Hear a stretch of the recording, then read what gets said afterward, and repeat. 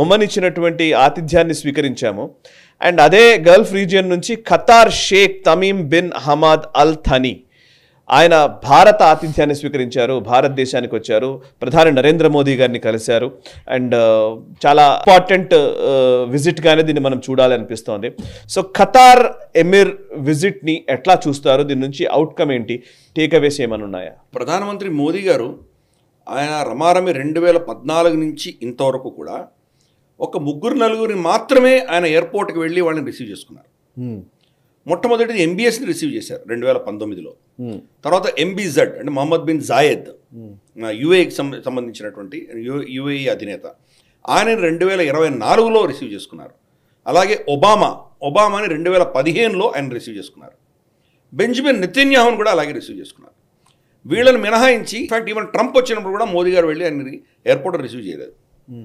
So ఇటువంటి ఒక rare అంటే వాళ్ళ ప్రోటోకాల్ని పక్కన పెట్టి వెళ్ళి ఈయన అక్కడ ఎయిర్పోర్ట్లో స్వాగతం పలకడం అన్నది పెద్ద విషయం కదా మనం భావించాలి. మరి అంత చిన్న దేశం ఖతార్ని ఎందుకు మోదీ గారు అంత అందలానికి ఎక్కిస్తున్నారని ప్రశ్న మనకు పుట్టచ్చు. ఖతార్ అనేది ఈరోజు ముస్లిం దేశాలన్నింటిలో కూడాను ఒక ఇన్ఫ్లుయెన్సర్ దేశంగా ఉన్నది. అల్ జజీరా కావచ్చు, లేదా వాళ్ళకు ఉన్నటువంటి పరపతి కావచ్చు, దాంతో వాళ్ళు అక్కడ ఉన్నటువంటి మొత్తం ముస్లిం దేశాల్లో ఉన్న టెర్రరిస్ట్ ఆర్గనైజేషన్లు అన్నిటి కూడాను ఎక్కడో డొంక పీకితే అది ఖతార్తో కలుస్తాయి. నెరేటివ్ అంతా వాళ్ళు బిల్డ్ చేస్తున్నారు. ఇన్ఫ్యాక్ట్ భారత వ్యతిరేకమైన నెరేటివ్ కూడా వాళ్ళే తయారు చేశారు. నూపూర్ శర్మ విషయంలో కావచ్చు, లేదా ఇక్కడ ఏదో ముస్లింలకు ఏదో అన్యాయం జరిగిపోతుందన్న విషయాలు కావచ్చు, ఆర్టికల్ 370 విషయాల్లో కావచ్చు, మోదీ గారి వ్యతిరేకత కావచ్చు, ఇలా చాలా చేశారు వాళ్ళు. అయినా కానీ కూడా వాళ్ళతో వైరం పెట్టుకోవడమో వాళ్ళతో ఏమైనా చేయడం వల్ల మనకు నష్టాలు వస్తాయి, కానీ వాళ్ళని మన సైడ్ పెట్టుకోవడం వల్ల మనకు చాలా లాభాలు ఉన్నాయి. ఆ మోదీ గారు ఆ దృష్టిలో ఆయన వెళ్ళి అక్కడ ఆయన రిసీవ్ చేయడం అనేది ఒక స్ట్రాటజిక్ మూవ్ కింద మనం భావించాలి. సూపర్.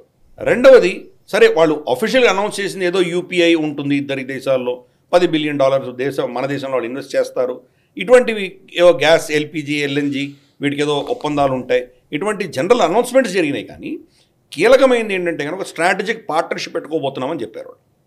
స్ట్రాటజిక్ పార్ట్నర్షిప్ వల్ల ఈ మొత్తం ఇస్లామిక్ దేశాల్లో ఉన్నటువంటి టెర్రరిస్ట్ ఆర్గనైజేషన్స్తో మనకు రీచ్ పెరగబోతుంది.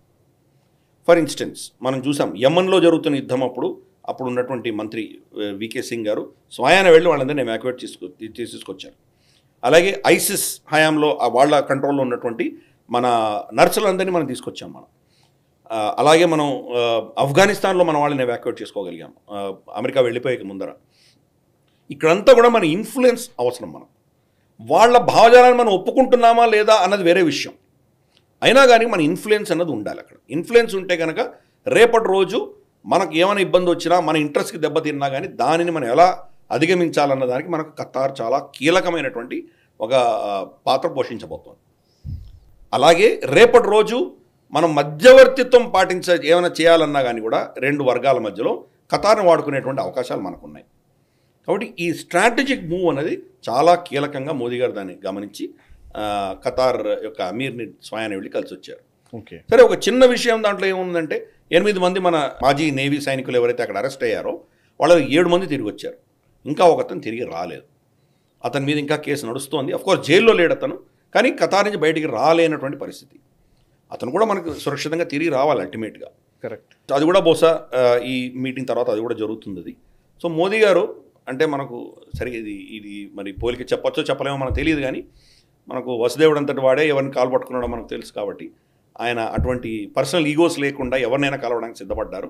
దానివల్ల భారతదేశానికి ఎటువంటి లాభాలు ఉంటాయి అన్న ఒక ఈక్వేషనే చూసి మోదీ గారు ఆయన కలవడం అనేది జరిగింది. కాబట్టి చూద్దాం రాబోయే రోజుల్లో మరి మన పట్ల ఎలా వాళ్ళు మొగ్గు చూపిస్తారా, లేదా గతంలో ఉన్నటువంటి వైఖరిని అలాగే కంటిన్యూ చేస్తారా, రాబోయే రోజుల్లో మనం చూద్దాం.